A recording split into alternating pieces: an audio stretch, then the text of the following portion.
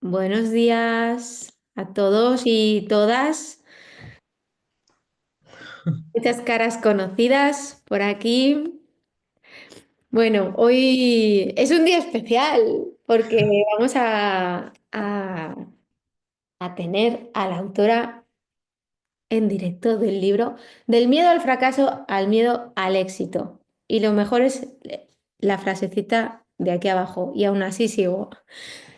Escrito por Susana Manso. Es que me ha hecho mucha gracia esto, ¿eh? Susana, ahora lo comenta. Y antes de algunos de los que estáis aquí en directo conocéis a Susana, otras no la conocéis, pero antes de presentarla formalmente, quiero leer el primer párrafo de la página 83 de su libro, que es el inicio del capítulo que se llama La puta plaza fija. Y dice, atrapada en la culpa, con rabia y frustración, con mucho miedo, con la autoestima en el inframundo y en la trampa de la perfección me sentí durante 20 años. 2 décadas de contratos inestables, guardias interminables, promesas rotas y sueños postergados. Así fue mi carrera profesional antes de conseguir la plaza fija. Era como estar atrapada en un túnel oscuro, corriendo hacia una luz que siempre parecía alejarse un poco más. La idea de estabilidad se convirtió en mi norte, mi meta, mi tabla de salvación. Y sin embargo, cuando finalmente llegó, lo hizo de la manera más irónica en el día más doloroso de mi vida. Wow, Wow, se me pone la carne de gallina, ¿eh? O sea, me ha total. ocurrido así un escalofrío, de hecho aún lo Yo ya siento. voy a empezar llorando, no puedo, ¿eh? O sea, yo ya empiezo llorando porque Muy fuerte. Bueno, para las que os habéis conectado y no conocéis a Susana, Susana es médico, está especializada en medicina de familia y en comunitaria y en radiodiagnóstico.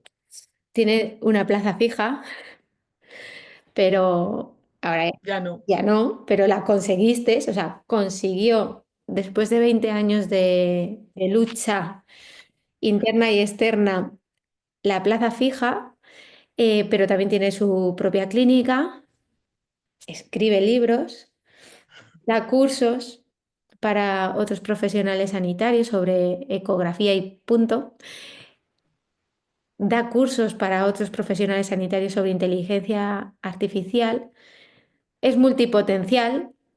Es un hecho. Ahora, antes de empezar, estábamos hablando nosotras no paramos, es que el día que no hay nada, pues ponemos ese podcast que tenemos pendiente o leemos ese libro o ese artículo que tenemos por ahí y que nos llena también, ¿no? Y me acuerdo el último día que estuvimos juntas en Valladolid, que estábamos un ratito sentadas al lado, con esto de que nos van cambiando de sitio, y que decíamos, es que somos de ese 1% de personas que, que somos multipotenciales, ¿no? Porque al final hacemos mil cosas en nuestro día a día. No se nos puede identificar solo con médico de familia o especialista en radiología o experta en inteligencia artificial. Susana es un montón de cosas y ha pasado por muchos momentos de miedo, pero convirtió su miedo al fracaso en miedo al éxito o mutó. No lo sé. Cuéntanoslo tú, Susana. Bienvenida. Laura, madre mía, o sea, es que ya me puedo ir a mi casa directamente. Vamos, me puedo apagar porque lo has explicado tan bien, has hecho un resumen que no sé por dónde empezar, la verdad. Eh, bueno, muchos me conocéis. Buenos días y muchas gracias por dedicar este rato vuestro, este tiempo a escucharnos a nosotras, ¿vale? Que además son vacaciones para muchos. Del miedo al fracaso al miedo al éxito, pues ¿qué os cuento? Es que lo que ha contado Laura ha sido un resumen cortito y concreto, como a mí me gustan todas las cosas, cortitas y concretas y concisas al grano, ¿vale? De lo que ha sido mi desarrollo. Como punto de partida, siempre os pongo, y lo pone en el libro en la introducción, es el libro de Por las veces de Conchita, ¿vale?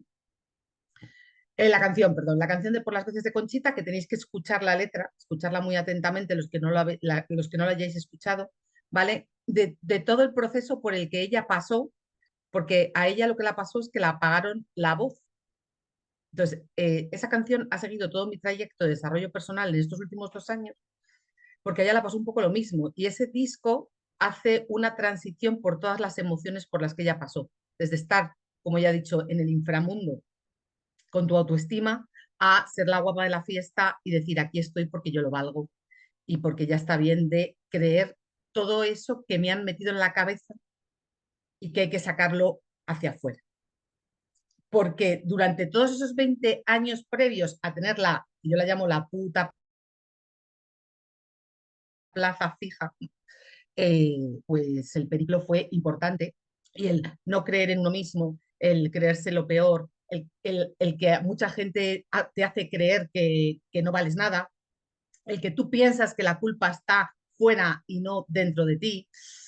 Ay, es que son tantas emociones por donde pasar que no sé ni por dónde empezar, ni por dónde empezar a contaros. Bueno, eh, cuando yo era pequeña, ¿vale? O sea, cuando yo, el trayecto, yo me creí toda la historia que nos habían contado desde pequeña. Que para tener éxito, para ser una mujer de éxito, tenías que hacer una carrera, tener unos estudios, hacer una carrera y llegar a nuestro fin, que era la plaza fija. O sea, yo era sanitaria, hice medicina y había que llegar a una plaza fija.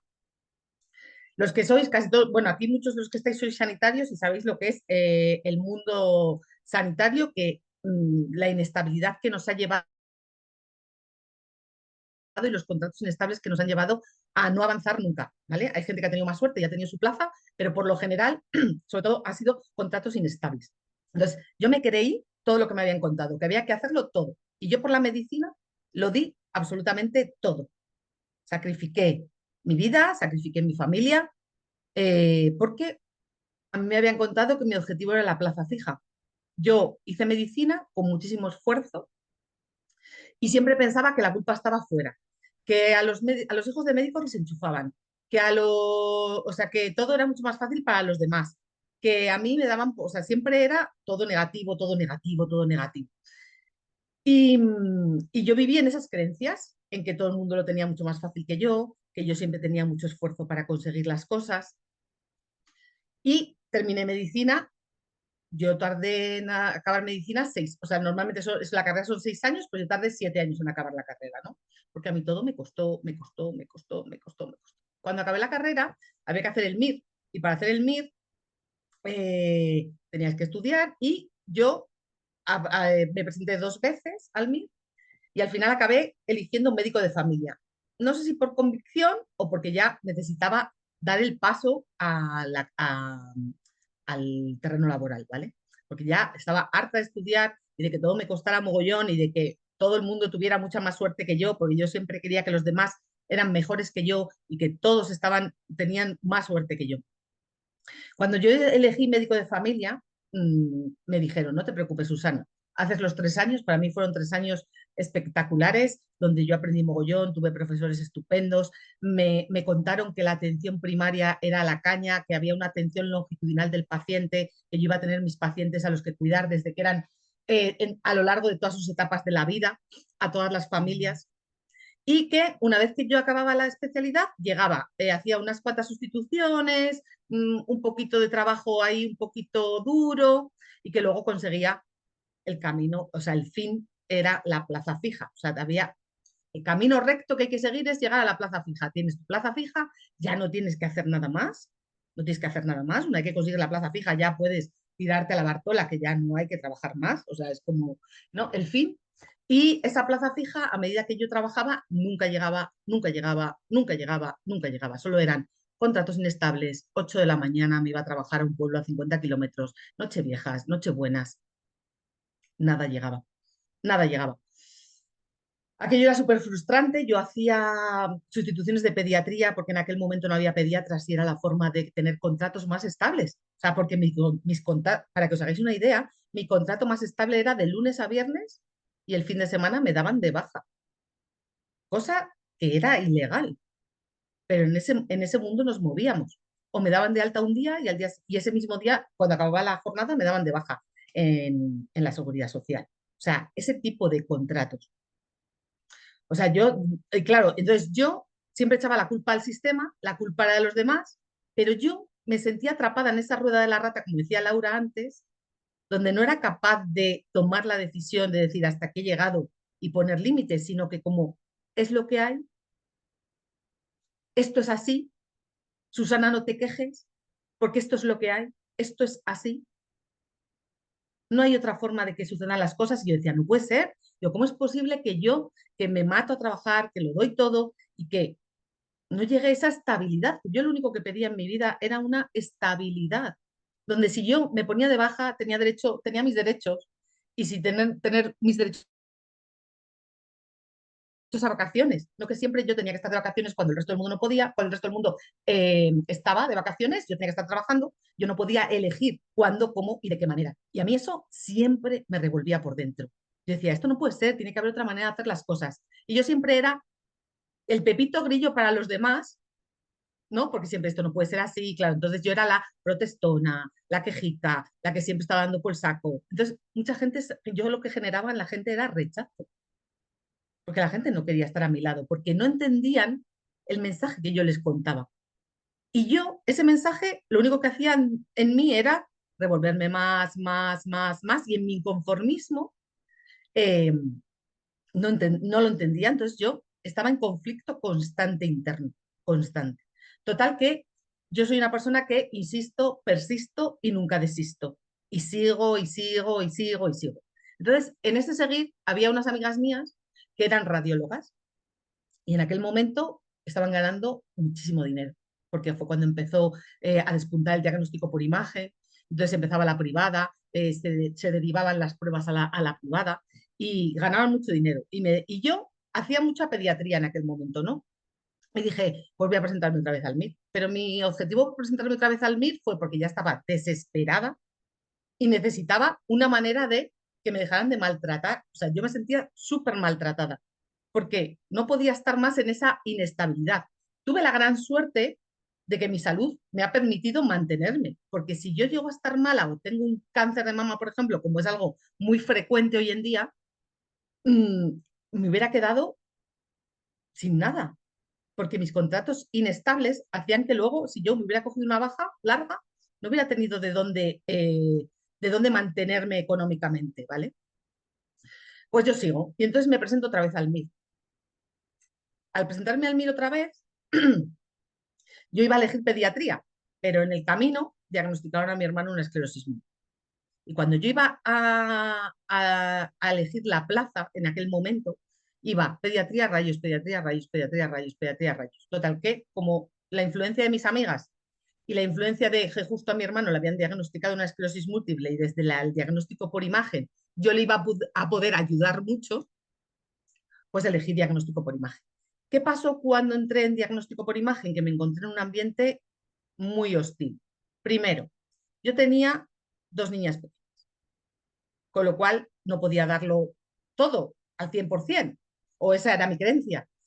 Y radiodiagnóstico es una especialidad, vamos a llamarla oscura, porque primero es una especialidad que no tiene trato con el paciente, con lo cual la gente que entra en esa especialidad pues es un poco más asocial. Y yo entro, y yo soy una persona súper abierta, proactiva, que siempre estoy inventando, que siempre quiero hacer cosas, porque me encanta trabajar de una forma más dinámica. Con lo cual allí me dieron por todos los lados. Esto es una chorrada, ¿qué vas a hacer? ¿Qué estás haciendo? Esto no vale, no, esto no tienes ni idea.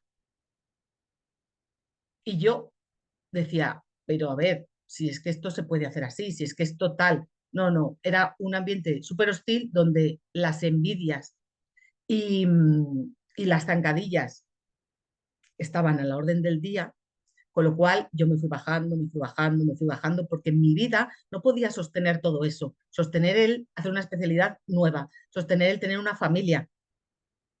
A mí se me hizo cuesta arriba. Total que yo, mi autoestima acabó ya en el suelo. Esto no venía solo del rayo, venía ya de todo el maltrato previo que había, ¿vale? Entonces yo la culpa siempre la tenían los demás, nunca la tenía yo, la culpa era de los demás porque los demás me tratan mal, porque los demás me dicen, porque los demás tal. Bueno, caí en el inframundo, totalmente. O sea, yo era una piltrafa de la humanidad. Y en ese momento, encima, yo acabé la especialidad de rayos y seguía sin tener, a mí me habían dicho que cuando hiciera rayos, que no había radiólogos, que iba a tener esa ansiada estabilidad laboral, que llegaba, por fin, que llegaba. Pues no llegó. Llegó un jefe, hijo puta, que yo le llamo, a tocarme los cojones. Vino a maltratarme, me terminó de machacar y bajarme más al inframundo todavía, me llamó de todo, mmm, hablaba de una persona que no era yo, pero en aquel momento yo me lo creí todo. Me creí que no valía para nada, me creí que no tenía ni idea, me creí que era una mierda, me creí absolutamente todo, todo, todo, todo, todo. Con el tiempo y después del proceso de desarrollo personal que he tenido, me di cuenta de que este hombre vino a salvarme la vida. Porque yo ya estaba mal. Él vino a terminar de rematarme. Yo estaba horrible. O sea, no os podéis hacer una idea cómo estaba. O sea, que me daba igual, iba, venía, o sea, me dedicaba al trabajo constantemente, dejaba a mi familia de lado. O sea, era ahora visto desde fuera, visto desde otra perspectiva, dices, madre mía, madre mía, madre mía, madre mía. Y vino a salvarme la vida, porque al final, cuando iba a conseguir mi estabilidad ansiada, llegó y me echó. Me echó. Y fue lo mejor que me pudo pasar. Pero yo seguía y seguía pensando en que, bueno, total, que cuando él me echó, yo me fui a otro hospital, ¿no? Me recogieron, por decirlo de alguna manera, recogieron mis pedacitos y hubo una jefa de servicio que dijo, voy a tener compasión por esta chica y la voy a coger una temporada. Algo así parecido, porque ella en el fondo también luego me maltrató, ¿vale? Pero yo seguí y seguí y seguí porque a mí me habían contado que el sistema público era mi destino y que yo tenía que conseguir esa ansiedad de estabilidad. Tenía la medicina de familia y tenía la radiología, por lo cual yo seguía presentándome las oposiciones y seguía y seguía y seguía, hasta que conseguí en uno de esos exámenes una plaza. Conseguí la puta plaza fija, la conseguí, vale. Pero ¿cuál es lo irónico de la vida? Que algunos sabéis, si los que habéis leído el libro lo sabéis, es que el día que me toca elegir la plaza fija, ingresa a mi marido para un doble trasplante que le hacen de páncreas riñón.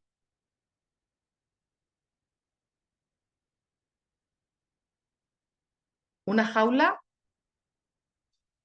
de oro, de plata, de bronce, como queráis llamarla. A mí en aquel momento la plaza fija me daba igual, me daba igual. Mi prioridad era mi marido.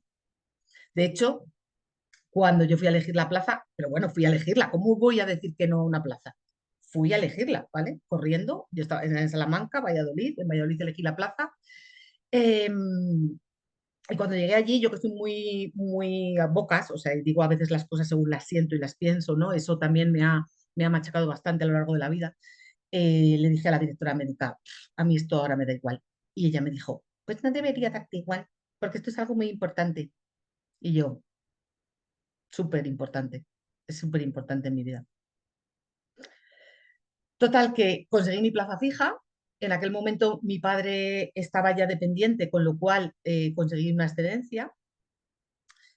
Y, y ahí ya yo había montado mi clínica privada, porque gracias a que el hijo puta me echó, tomé la decisión de coger las riendas y empezar mi proceso, que yo siempre había querido tener una clínica, porque a pesar de todo el maltrato, yo siempre he sido una inconformista crónica y siempre he seguido y he estado haciendo capítulos y iba a congresos, o sea, quiero decir que yo siempre me he movido desde el hacer, hacer, hacer. Pero es verdad que estaba el hacer, hacer, hacer sin foco, sin control y sin medida. El miedo al fracaso siempre estuvo, porque cuántas veces no nos atrevemos a hacer algo porque tenemos miedo al fracaso, porque tenemos miedo a que no nos salga bien, o miedo a que otros nos digan lo que tenemos que hacer o cómo tenemos que hacerlo, o si está bien o mal. Yo me pasaba la vida, después de todo el periplo que tuve en Rayos, me pasaba la vida demostrando a los demás que valía, porque me habían dicho que no valía ni para tomar por culo. Entonces me pasaba la vida demostrando. Dije, por mis huevos, que me voy a Chicago, que llevo al Internacional de Rayos un póster, un trabajo científico que no lo había hecho nadie, y por mis narices que allí estuve en Chicago yo presentando un póster en inglés. Desde el inframundo, porque en aquel momento yo estaba en depresión profunda. Lo único que estaba era para estar en mi casa metida en la cama llorando, porque era lo único que me pedía el cuerpo. Pero aún así, o sea, me pasaba la vida demostrando a los demás porque yo tenía que demostrarles que yo valía. Y chicos, eso no es así. A la única persona que tienes que demostrar que vales es a ti mismo, a ti mismo. ¿Quién decide que tú eres experto o no eres experto en algo? ¿Por qué necesitamos esa validación externa? ¿Porque quizás no tenemos la nuestra? ¿No nos creemos suficientes? ¿Nos estamos constantemente contando nuestro Pepito Grillo que dice, no valemos, esto no lo hagas, no vayas por aquí, que te van a decir que, de qué vas, que eres... Que no, que no. El no sé y el no puedo, lo cuento en el libro, hay un capítulo del no sé y no puedo, y esto me ha hecho así, fast, al corazón directamente, porque lo he pasado con mi madre. Mi madre, sus creencias eran de no llames la atención, no hables, calladita estás más guapa. Y de repente, una vez que se ha muerto mi padre, que ya se ha dedicado a cuidar toda la vida a todos, su bloqueo mental ha sido no sé y no puedo. No sabía vivir, no sabía seguir adelante, porque nadie le había enseñado a que se tenía que querer a ella misma. Ella estaba acostumbrada siempre a cuidar a los demás y siempre hacia afuera, pero nunca hacia adentro. Yo hace 6 7 años, cuando yo estaba en mi bucle más absoluto, yo era un dragón. Yo lo único que echaba era fuego por la boca. Yo decía, la culpa es de los demás, todos son lo peor. eh, mm, quiero, o sea, yo no tengo la culpa de nada, ¿por qué me hacen esto? ¿Por qué me tratan así? Y la que me lo estaba haciendo era yo a mí misma, porque no estaba poniendo límites, porque no estaba eligiendo lo que yo quería, porque no estaba dejando que los demás condujeran mi vida.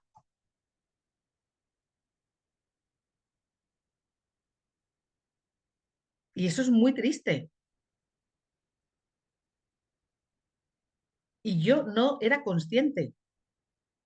Cuando yo me di cuenta de que si nadie te hace daño, si tú no quieres, no tienes que demostrar a nada a los demás. La validación externa da igual, porque sabéis que el mantra de mi hija, como muchos sabéis, la vida es una y la vida es un suspiro.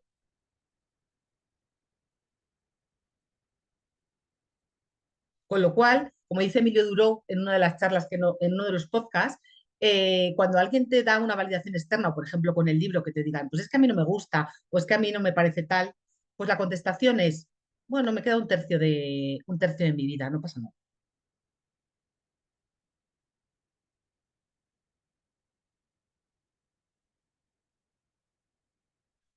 Con lo cual, eh, dejé de demostrar a los demás que valía, fui consciente de que yo valía mucho y sobre todo empecé a creer en mí.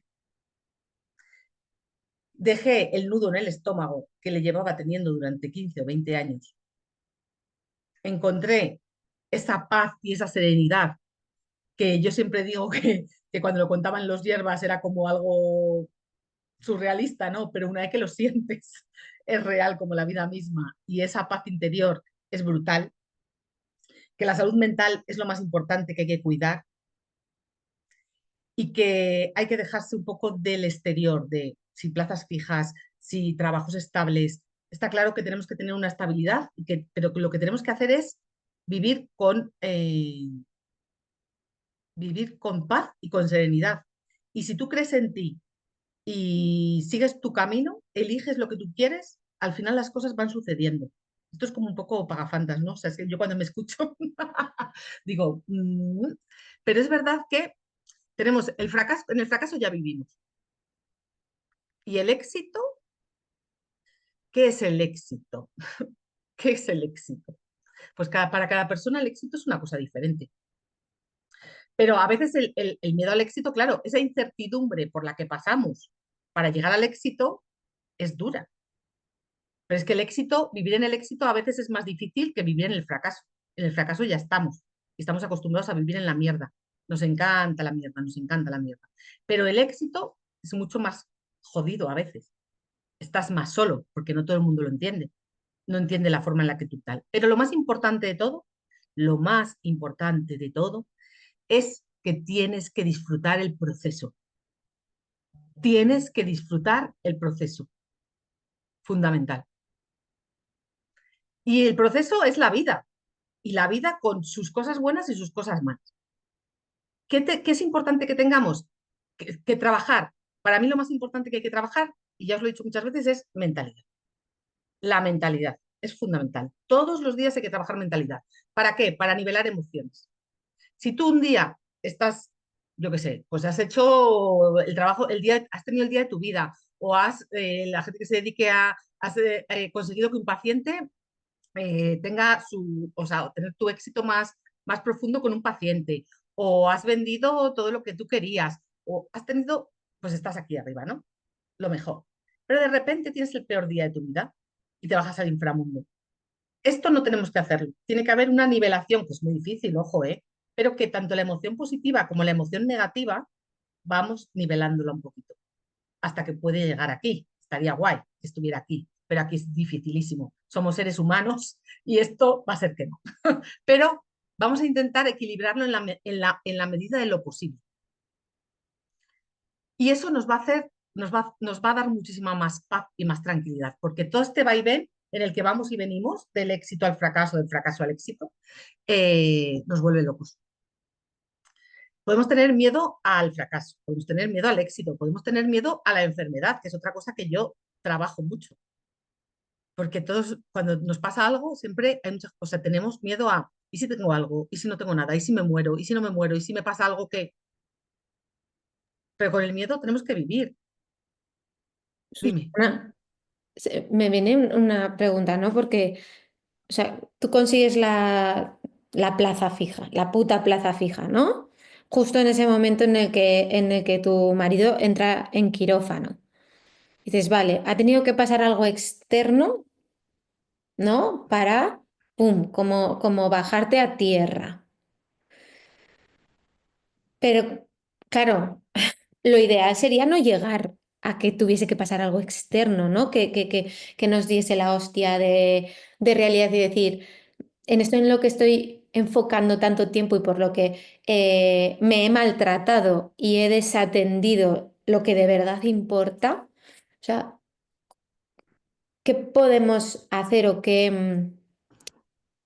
cómo podemos estar atentas o qué señales son las que tenemos que escuchar, ¿no?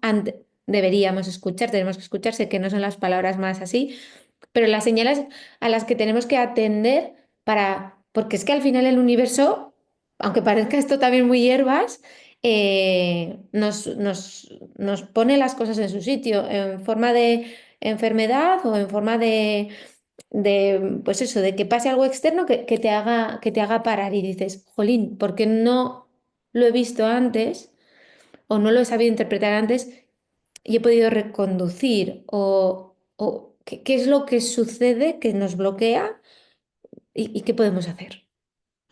Uf, pero Laura, o sea, Una cosa, esto, una esto cosa. da, a ver, lo que nos bloquea sobre todo son nuestras creencias limitantes. Todo esto viene de atrás, de la educación que cada uno tenemos y hay creencias limitantes que no nos dejan avanzar. Por eso lo más importante que hay que trabajar siempre es la mentalidad. Pero por suerte o por desgracia, yo todo el periplo que veo en mi consulta con mis pacientes es que ya sea a los 40, a los 45, a los 50, a los 55, siempre hay un punto de inflexión que hace que toques fondo y empieces. Hay gente que no se da cuenta en toda la vida, ¿eh? Y que no avanza. Por eso es muy importante, los que estamos aquí, es que queremos cambiar y queremos ver la vida de otra manera. Porque hay gente que no se da cuenta nunca, que siempre vive en la mediocridad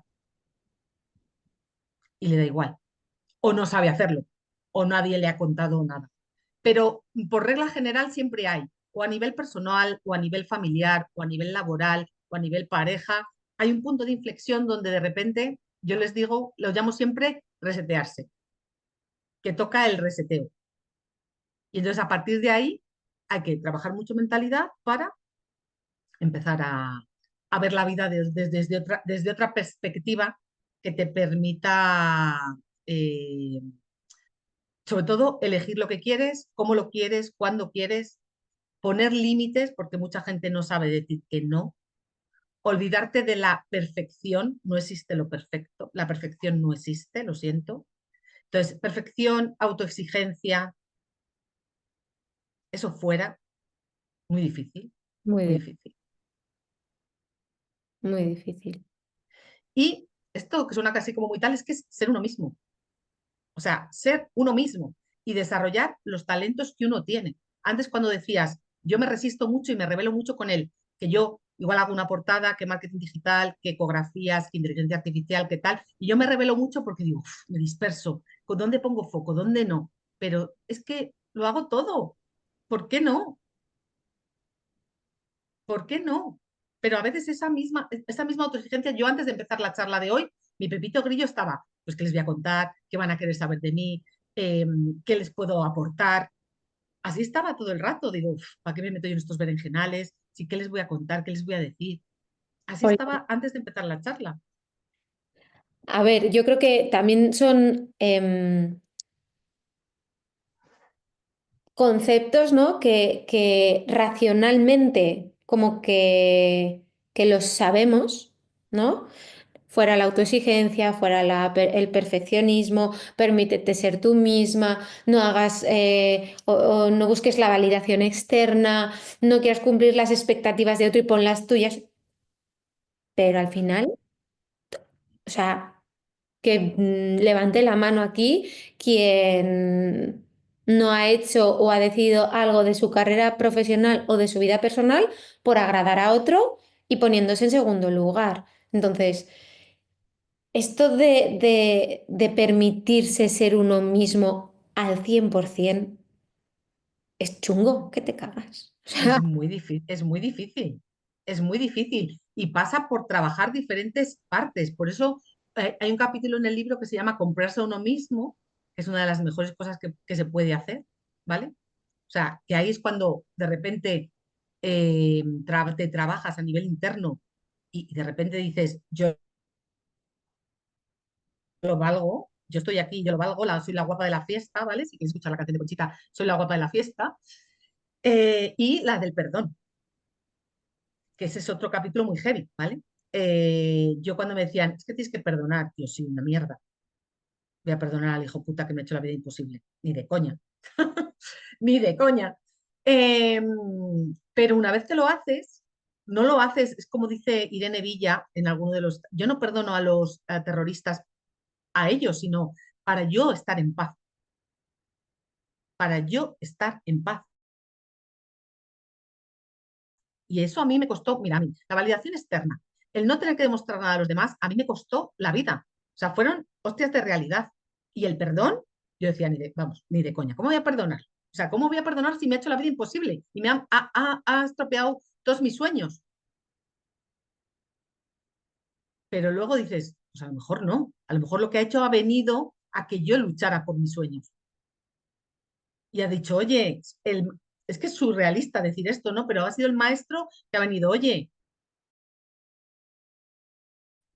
que tú por aquí no tienes que estar, que tienes que estar en otro sitio. Pero claro, eso te lo dan los años, el trabajo interno, eh, pero por eso es importante el que intentar no, hacer que la gente más joven pase esos procesos y que duren menos tiempo. Yo antes, cuando yo estaba en bucle y yo decía la culpa a los demás, tal, me podía pasar un mes con un problema dando vueltas a la cabeza. Mi cabeza era un autosabotaje constante. Yo ahora ese periodo dura un día como mucho, como mucho. Y a otra cosa, de verdad, porque es que, o sea, yo tengo 50 años, mi línea de la vida es muy corta y no hemos venido aquí a pasar penurias, hemos venido porque la vida tiene cosas buenas y cosas malas, pero es la vida. mm. Pero ¿de qué sirve estar en la vida pasando, estando amargados, perdiendo? Yo muchas veces a la gente le digo, estás perdiendo tiempo de tu vida. Pero claro, la vemos como que la tenemos toda por delante, ya se pasará, pero no nos damos cuenta, ¿no? Cuando estamos en esos momentos del sufrimiento que nos genera y que al final va haciendo mella, ¿no? A mí me gusta una frase que hay que dice, la emoción, valídala, está ahí, pero el sufrimiento lo estás eligiendo. Correcto. Desde donde sea, tus heridas, tu parte victimista, lo que sea, pero... Y si tú no puedes sola o sola, ¿no? Solo o sola, porque puede que no tengas las herramientas para hacerlo, porque no es un trabajo fácil. Bueno, pues aparte de leerse tu libro, creo que aquí también propones... Hay una playlist, ¿no? Con canciones, que por supuesto la canción que guía el libro es la de Por las veces de Conchita, ¿no? Que tiene unos códigos de Spotify para escucharlos. Y cada canción, obviamente, resuenan conmigo, ¿no? Pero hablan un poco del tema sobre el que se habla en ese momento. Aparte de eso, el mes de mayo vamos a hacer un acompañamiento de 30 días para trabajar mentalidad todos los días. Por eso es muy importante, o sea, es que trabajar mentalidad a mí es lo que me ha ayudado en todo este proceso. Y lo que tú decías de si no puedes sola, yo antes, cuando estaba en la rabia, que es otra emoción muy jodida, hablando mal, decía que yo sola podía, que yo no necesitaba ayuda de nadie. Y es una de las mejores cosas que he hecho, pedir ayuda y tener a alguien que te mueva y te de una patada en el culo y te impulse a seguir adelante. Y rodearme, muy importante, rodearme de gente que vibra en la misma frecuencia. Porque como tú decías antes, un 1% vivimos en otra dimensión, ¿no? Pues rodearte de gente que vive en la misma frecuencia a mí me ha dado la vida. Por eso, este acompañamiento que yo, con mi mentalidad de escasez, porque es otra cosa que tal con el tema del dinero, ¿no? 30 días vamos a estar por 100 euros todo el mes, ¿vale? Eh,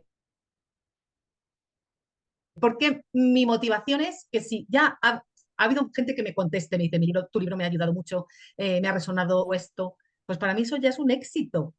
Me da igual que venga el hater a decirme, pues esto no tienes ni idea de escribir o no tienes tal, porque puede suceder, con mi primer libro pasó, pero no pasa nada.